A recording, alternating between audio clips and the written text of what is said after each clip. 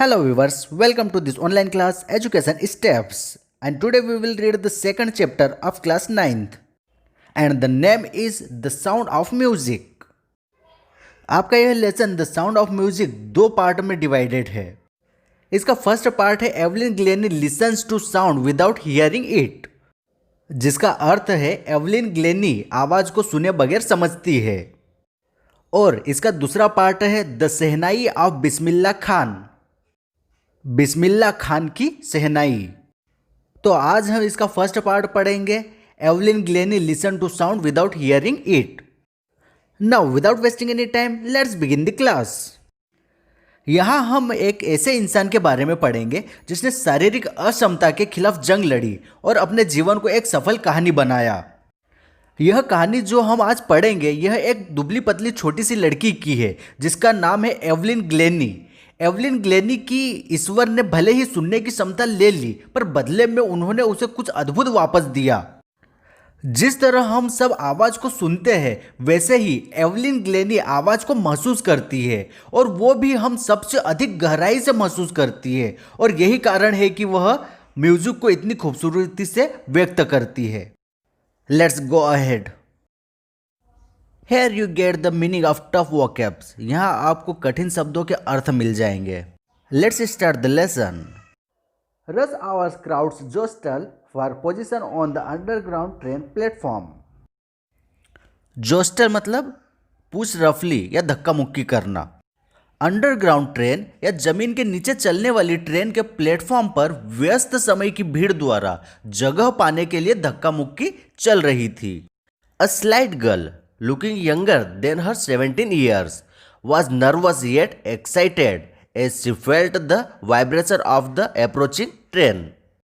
एक छोटी सी दुबली पतली लड़की जो अपनी 17 साल की उम्र से भी छोटी दिख रही थी, वह उत्साहित होने के साथ साथ बेचैन भी थी, और उस समय जब ट्रेन आने की कंपन वह महसूस करती है। It was her first day at the prestigious Royal Academy of Music in London. आज उसका लंदन की एक प्रतिष्ठित music academy Royal Academy of Music में पहला दिन था। And daunting enough for any teenagers fresh from a Scottish farm, और स्कॉटिश फार्म से आने वाले किसी भी नए युवाओं के लिए यह काफ़ी डरावना सा महसूस होता है। चूँकि एवलिन ग्लेनी भी स्कॉटिश फार्म से आई थी, इसलिए वह खुद भी डरी और सहमी हुई सी महसूस कर रही थी। But this aspiring musician faced a bigger challenge than most. She was profoundly deaf. किंतु इस महत्वाकांक्षी म्यूजिशियन ने अन्य म्यूजिशियंस के मुकाबले एक म्यूजिशियन बनने की बड़ी चुनौती से सामना किया। She was profoundly deaf, क्योंकि वह सुन नहीं सकती थी। Evelyn Glennie's loss of hearing had been gradually. Evelyn Glenny की सुनने की क्षमता धीरे धीरे समाप्त हो चुकी थी। हर mother remembers noticing something was wrong when the 8-year-old Evelyn was waiting to the piano. They called her name and she didn't move.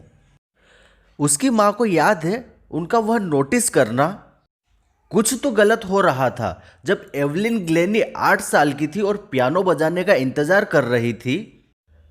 उस वक्त उन लोगों ने उसका नाम पुकारा, किंतु वह वहां से जरा भी नहीं हिली।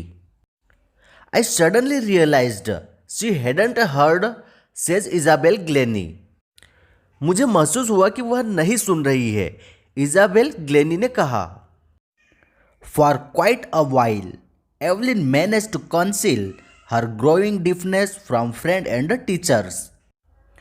कुछ समय तक एवलिन अपना बढ़ता हुआ बहरापन अपनी सहेलियों और अध्यापकों से छुपाने में कामयाब रही।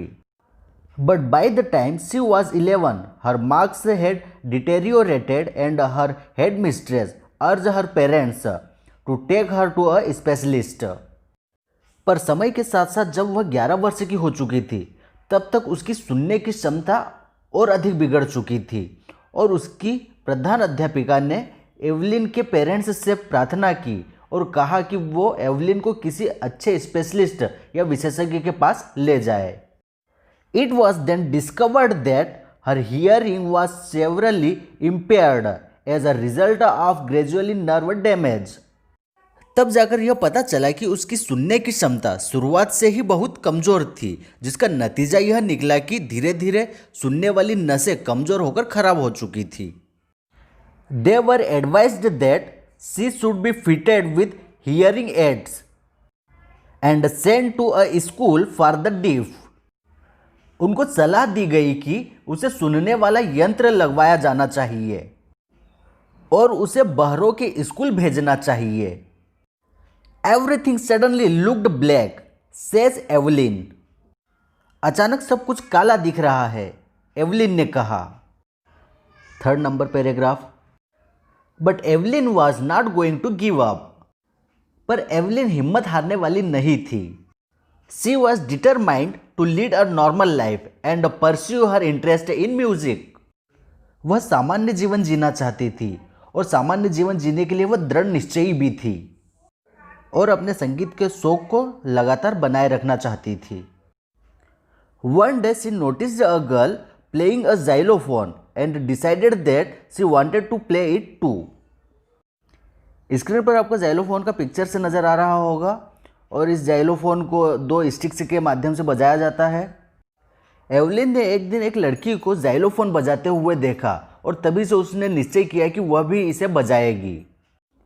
Most of the teachers discouraged her, but percussionist Ron Forbes supported her potential. परक्यूशनिस्ट मतलब तबला वादक या ड्रम बजाने वाला। ज़्यादातर अध्यापकों ने उसे हतोत्साहित किया, पर तबला बजाने वाला रॉन फॉबर्स अर्थात तबला वादक रॉन फॉबर्स ने उसकी क्षमता को पहचाना। He began by tuning to large drums to different notes. उन्होंने 2 बड़े ड्रमों को अलग स्वरों पर ट्यून करके शुरुआत की। Don't listen through your ears, he would say. Ron Forbes drum बजाने वाले ने एवलिन से कहा कि अपने कानों के द्वारा मत सुनो। Try to sense it some other way. वह फिर से कहता है कि किसी और तरीके से महसूस करने की कोशिश करो।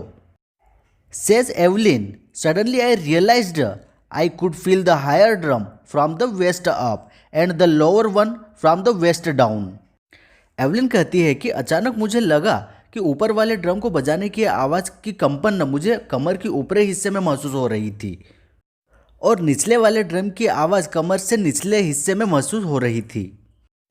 Forbes repeated the exercise and soon Evelyn discovered that she could sense certain notes in different part of her body. Forbes ने यह क्रिया दोबारा की और जल्दी ही एवलिन को लगने लगा कि वो कुछ स्वरों को अपने शरीर के अलग अलग भागों से महसूस कर पा रही थी।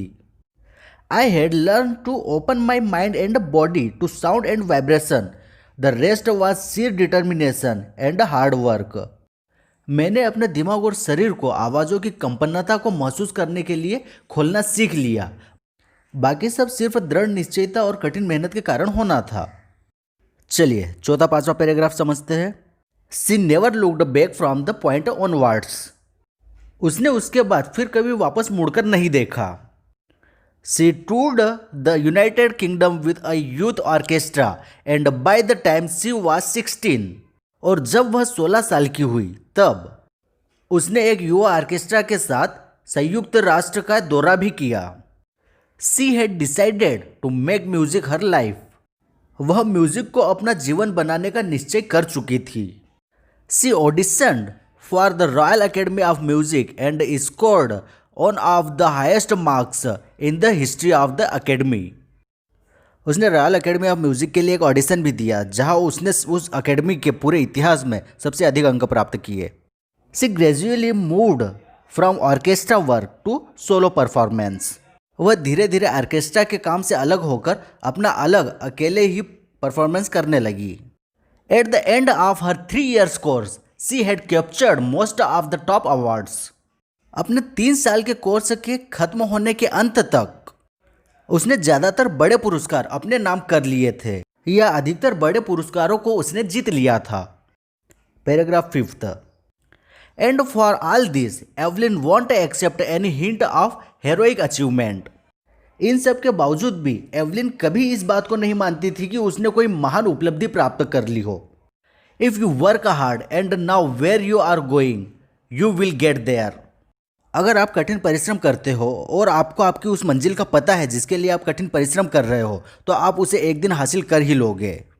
And she got right to the top, the world's most sought after multi percussionist with a mastery of some 1000 instruments and a hectic international schedule।